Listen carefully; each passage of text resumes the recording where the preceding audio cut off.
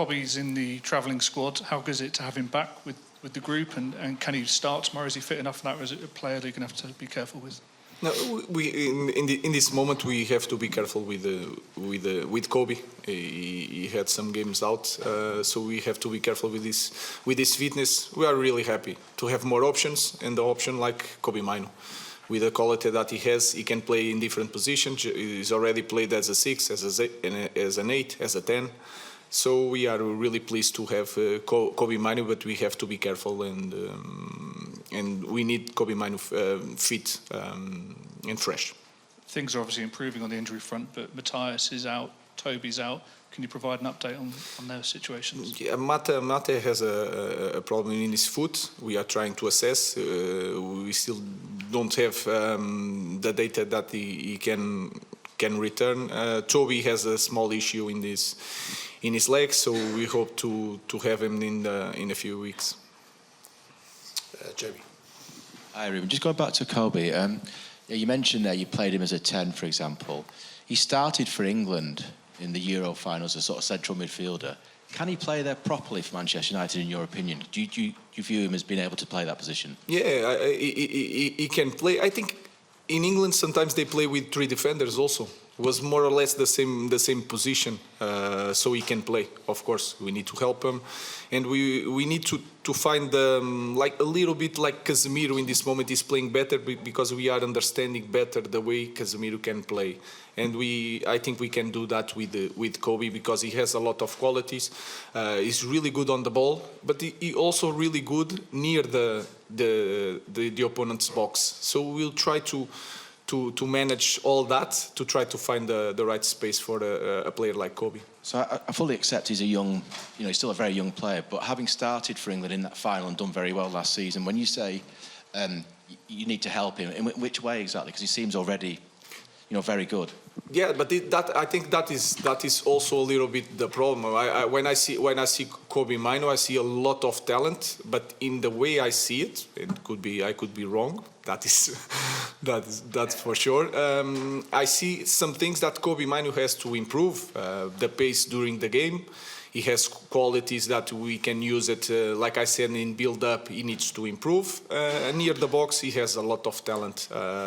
And that's why I think he did a very good game in the Europa League in that position. So when I see Kobe Maino, I see not as a full player in the moment because he's 19.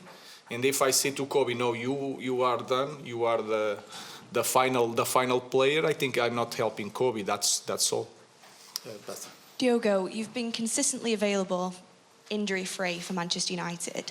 Cristiano Ronaldo has also name-dropped you as a player who he thinks a United player can reach the top of his game. What behaviours and what routines do you use to stay consistent, and do you try and teach these to the younger players who are coming into a busy schedule and big intensities in the game? I would say I started to become a little bit more obsessed about being available. I think that's the first step for you to be able to play, is being available. Obviously through some problems that I had during the first year, especially here at Man United, the first few seasons. That's why I had this mind switch a little bit in terms of being available physically. And then obviously I become a little bit more obsessed. Having Cristiano as a teammate helped me to understand a little bit more and try to know my body a little bit more and try to do the things a little bit more consistently. And then obviously with game time, with having more confidence in your game and playing more games, I think that becomes like a snowball. But overall, I try always to help my teammates. What I say all the time is that sometimes what can work for me cannot work for other teammate, because every person and every human being is individual. But overall, I try always to do whatever I can for me to be able physically, and then it's up to the manager to decide if I play or not.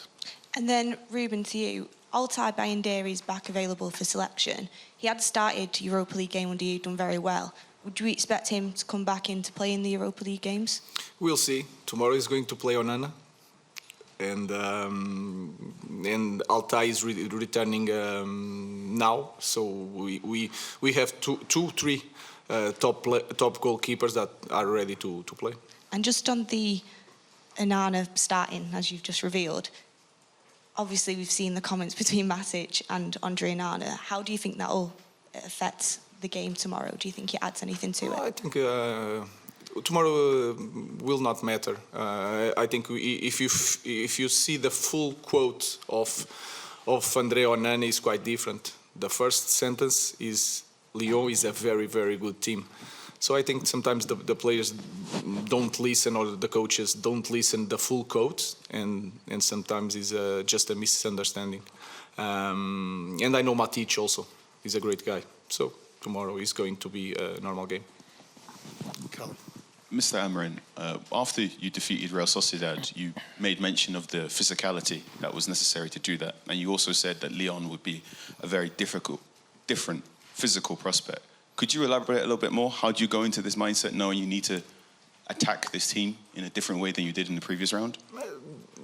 Yes, if you look, in that department it's quite simple. If you look the team of Lyon, they are stronger, faster and bigger than Real Sociedad. They play a different football, but they have since Paul Fonseca is here, they are winning most of the games. They are scoring more goals. They are suffering a few number of goals. So it's a strong team physically, but they have a type of game that is really based on possession. So it's going to be a different game. And you feel it against Real Sociedad. Sometimes you make a lot of runs with Rasmus, with Josh. To do that against this team is going to be harder to do it all the time. And we have to arrange other ways to win the game. Mr. Dalot, are you ready for that rearrangement, making those runs differently?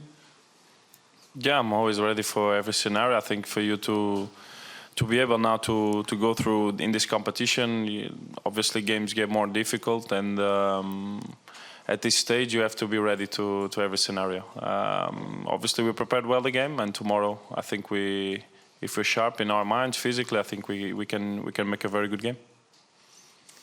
Ruben, Nemanja had some very nice quotes about you, what you were like as a teammate, and how he thinks some of your strengths then have helped you in coaching. He said you were the most optimistic guy in the dressing room, regardless of what the situation was. Have you carried that trait into coaching?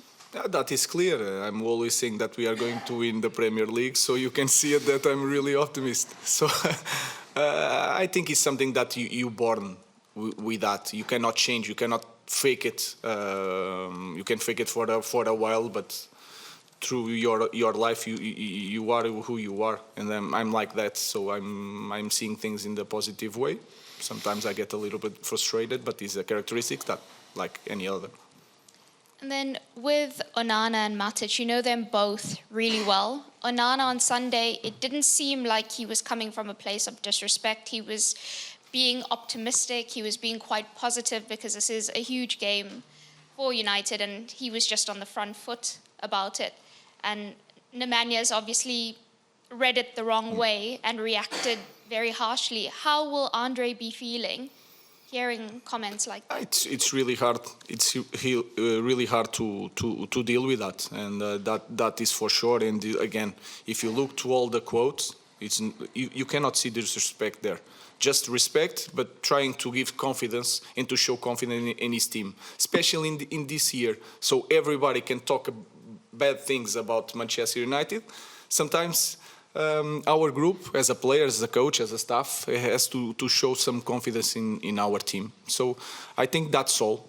And again, I know really well Nemanja Matic and how good guy he is. So he hears some things by half, not the whole story. So that for me is clear in this situation. Hello, sir. I'm Noah from Ziggo Sport Netherlands. Question to the coach. Could you tell us a bit about the importance of this league for your squad, as it also might be the only possibility for United to gain European football next season? It's really important in all aspects. The first one is to win a title, especially an European title. In this season, in this context, winning something like that is massive for us, for our confidence. And then to the future, to the next season. To play Champions League in our club is completely different. The environment, the way we are going to face the summer, the budget for the summer, everything is connected with this competition. And we know that pressure, but again, it's not the biggest problem in Manchester United. And we have another strengths to get this in the right way without Champions League next year. But of course, if we are here, we will try to win. And I also wanted to ask you about the development of Joshua Zirkzee. How are you looking at that, and how is he doing? I think he's improving in all aspects. I think he needs to be more selfish, and that is a thing that when you play as a striker, he's not the typical striker, but he has to be more selfish. He's more aggressive now. He works better now. He's defending better now. He's connecting quite well. He played as a striker in some games, especially against Arsenal. He did really well. And then in some games against Real Sociedad, he played more as a 10. So he can adapt in different situations. So I see it in that Josh is improving and is showing good things. Thank you. Last two, Pete, and then Rob. Question for Diogo. There's been a lot has been said about the lack of intensity in the derby on Sunday. Have you noticed a pick-up in intensity this week ahead of a crucial game, or has it been the same as it always has been? I mean, I can tell you straight away that it was a really intense game. I was on the pitch, I run a lot, and my teammates run a lot. We fought really hard to be competitive that game. I think everybody in the stadium felt that we wanted to win the game. And I think we were really competitive. I mean, everybody's entitled to their opinion. You might like the type of game that was. You might have preferred that the game was a little bit more open. But if you ask Man City players and if you ask Man United players, I'm sure that everybody was with the right approach and right intensity to win the game. But at the same time, both teams respected each other a lot in terms of knowing that a little mistake, a little detail could define the game. And we were really aware that any slight inch of the pitch that we could give to Man City, they could score a goal and they can win the game. So we were very, very compact as a team. I think it was something that we've been improving a lot. We created enough, I think, to win the game. In the end, I understand as a fan that you watch a Man City, Man United winning 0-0 is not the same as a result with more goals. Obviously, everybody wants to see goals. But I would say that I felt inside the pitch, the game was really intense, and we did everything to win. In the end, it was a draw. It's part of football. Last question, Rob.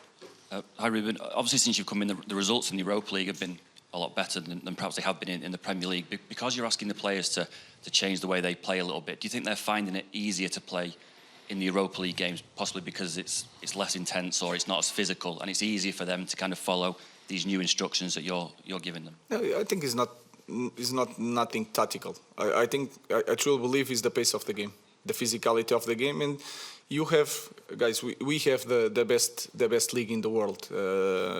Sometimes the games you don't see a lot of intensity, but I can guarantee you that compares to some games that we had in the Europa League, and I have the data to talk about it, is completely different. And if you have one more second to think with the ball, it's a different game.